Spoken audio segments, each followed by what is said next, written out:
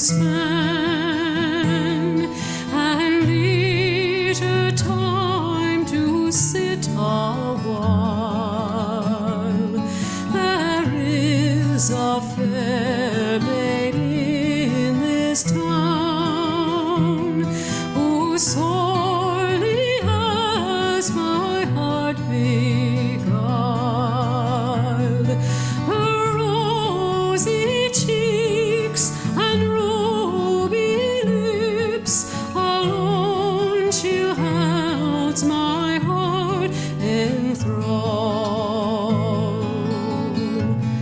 Then fill to me the parting glass,